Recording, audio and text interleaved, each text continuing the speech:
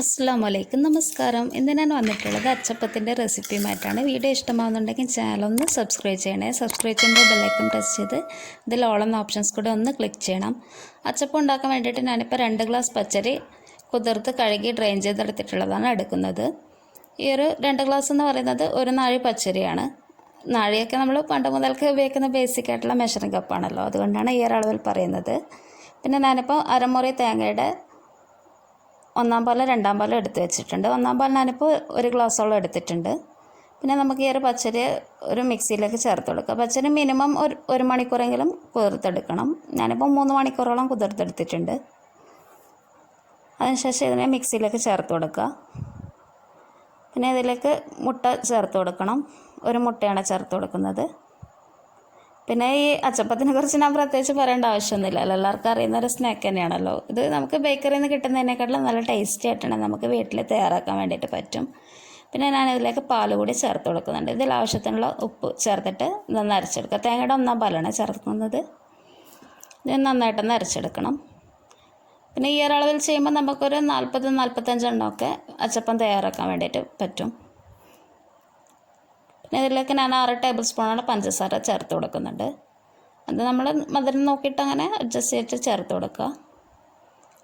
ഒരോളം മധുരം എന്ന രീതിയിൽ വല്ലാണ്ട് മധുരം കൂടി പോകണ്ട, നോക്കിയിട്ട് അങ്ങനെ ചെയ്തെടുക്കുക. നന്നായിട്ട് ഇതൊന്ന് മിക്സ് ചെയ്തെടുക്കണം.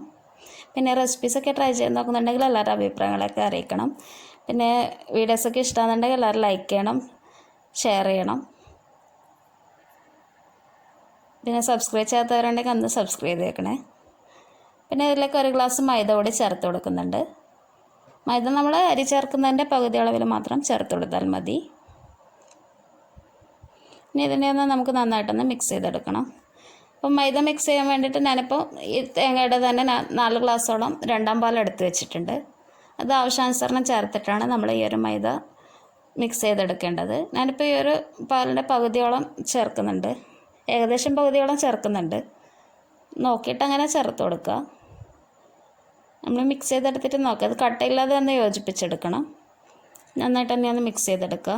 അപ്പോൾ ഈ ഒരു സ്പൂണൊക്കെ നമ്മളൊന്ന് ഡിപ്പ് ചെയ്ത് നോക്കുക. അപ്പോൾ സ്പൂണൊന്ന് കോട്ടായി വരുമ്പോഴാണ് അതേ സമയത്ത് ട്രാൻസ്പെറൻ്റ് ആയിട്ട് അത് കാണുകയും വേണം. ആ ഒരു രീതിയിൽ വേണം നമ്മൾ ബാറ്റർ തയ്യാറാക്കാൻ വേണ്ടിയിട്ട്. ഞാനിപ്പോൾ ഇതിലേക്ക് 1.25 ടേബിൾ സ്പൂണോളം ജീരകത്തിൻ്റെ പൊടിയാണ് ചേർക്കുന്നത്. പിന്നെ അതിലേക്ക് 1.5 ടേബിൾ സ്പൂണോളം ഞാനിപ്പോൾ എള്ളും ചേർക്കുന്നുണ്ട്. എള്ളിനൊന്നും അങ്ങനെ പ്രത്യേകിച്ച് അളവൊന്നുമില്ല, ഒരു അലങ്കാരത്തിന് വേണ്ടിയിട്ട് അങ്ങനെ നോക്കി നമുക്ക് ഇഷ്ടമുള്ളത്ര ചേർത്ത് കൊടുക്കുക. ഇതൊന്ന് നമുക്ക് നന്നായിട്ടൊന്ന് മിക്സ് ചെയ്തെടുക്കണം.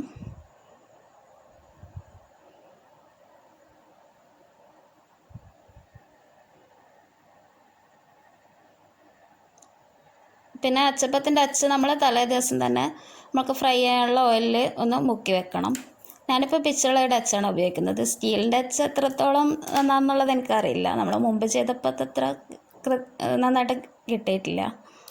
പിന്നെ ഈ ഒരു എണ്ണ ചൂടാക്കുന്ന സമയത്ത് ഈ ഒരു അച്ച് നന്നായിട്ട് ചൂടാക്കി എടുക്കണം. ഞാനിപ്പോൾ ബാറ്ററിൻ്റെ പകുതിയോളം എടുത്തിട്ടുണ്ട്. അതിലേക്ക് ഈ ഒരു അച്ചിൻ്റെ 1/4 ഭാഗത്തോളം നമ്മൾ മുക്കി കൊടുക്കുക. അതിനുശേഷം വേണം എണ്ണയിൽ ചേർക്കാൻ. മുഴുവനായിട്ട് കവർ ചെയ്യുന്ന രീതിയിൽ ഒരിക്കലും മുക്കരുത്, അപ്പോൾ നമുക്കിത് എണ്ണയിലേക്ക് ചേർക്കാൻ ബുദ്ധിമുട്ടായിരിക്കും.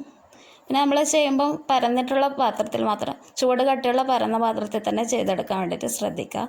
എന്നാലേ നമുക്ക് ഈ അച്ച് മുക്കി വെക്കാൻ കഴിയുകയുള്ളൂ. നമ്മൾ ഓരോ പ്രാവശ്യം ഇത് എണ്ണയിൽ ചേർക്കുന്ന സമയത്ത് അച്ച് നമ്മൾ എണ്ണയിലേക്ക് മുക്കി വെക്കേണ്ടതായിട്ടുണ്ട്, അതുകൊണ്ടാണ് ഇങ്ങനെ ചെയ്യുന്നത്. പിന്നെ ഫ്രൈ പാനിലൊക്കെ ചെയ്യുമ്പോൾ ഒന്ന് ശ്രദ്ധിക്കണം, അത് അടുപ്പിൽ നിന്നൊക്കെ ഒന്ന് സ്ലിപ്പായി പോകാനുള്ള ചാൻസൊക്കെ ഉണ്ട്, അതൊന്ന് ശ്രദ്ധിച്ച് ചെയ്യണം. നമുക്ക് ഫസ്റ്റിൽ ഇതൊന്ന് സ്പൂണോ മറ്റോ ഉപയോഗിക്കേണ്ടി വരും എണ്ണയിലേക്ക് വീഴാൻ വേണ്ടിയിട്ട്. പിന്നെ നമുക്കിത് പെട്ടെന്ന് തന്നെ ഇത് വെച്ചെടുക്കുമ്പോൾ തന്നെ പെട്ടെന്ന് ചെയ്തെടുക്കാൻ വേണ്ടി പറ്റും. പിന്നെ നമുക്ക് ഈ ബാറ്ററിയുടെ കൺസിസ്റ്റൻസി നോക്കിയിട്ട് നമുക്ക് ബാറ്ററിലേക്ക് 1-2 സ്പൂണ് തേങ്ങയുടെ 2-ാം പാലില്ലേ നമ്മൾ നേരത്തെ ചെയ്തതിൻ്റെ ബാക്കി, അത് ആവശ്യാനുസരണം അങ്ങനെ ചേർത്ത് കൊടുക്കണം. ആവശ്യമുണ്ടെങ്കിൽ 1-2 സ്പൂൺ ആ രീതിയിൽ അങ്ങനെ നോക്കിയിട്ട് ചേർത്ത് കൊടുക്കുക. ഇടയ്ക്ക് ബാറ്റർ ഒന്ന് കട്ടിയാണെന്ന് തോന്നുകയാണെങ്കിൽ മാത്രം അങ്ങനെ ചെയ്ത് കൊടുത്താൽ മതി. ഇതൊരു ഹൈ ഫ്ലെയിമിലിട്ടിട്ട് നമുക്ക് ഫ്രൈ ചെയ്തെടുക്കാം. ഹൈ ഫ്ലെയിമിലിട്ടിട്ട് അത് വല്ലാണ്ട് ചുവന്ന് പോകുന്നുണ്ടെങ്കിൽ അത് മീഡിയം ഫ്ലെയിമിലാക്കിയിട്ട് അങ്ങനെ ചെയ്തെടുക്കാം. ഇപ്പോൾ കണ്ടില്ലേ, നമ്മുടെ അടിപൊളി അച്ചപ്പം റെഡി ആയിട്ടുണ്ട്. എല്ലാവരും ഈ ഒരു റെസിപ്പി ട്രൈ ചെയ്ത് നോക്കണം. നിങ്ങളുടെ അഭിപ്രായങ്ങളൊക്കെ അറിയിക്കണം. Thank you for watching.